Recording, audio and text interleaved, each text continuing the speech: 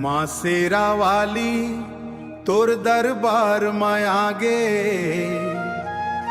दाई मोर माया तोर चरण में झुक गे।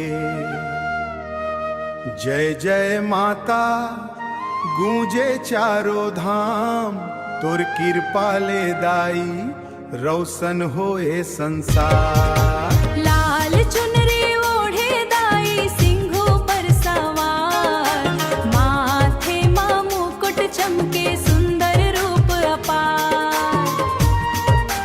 दुख के अंधियार मां तुर ज्योति उजियार, तुर नाम जप था दाई होए भव सागर पार। माँ शेरा वाली तोर दरबार में आगे, दाई मोर माया तोर चरण में झुक गे।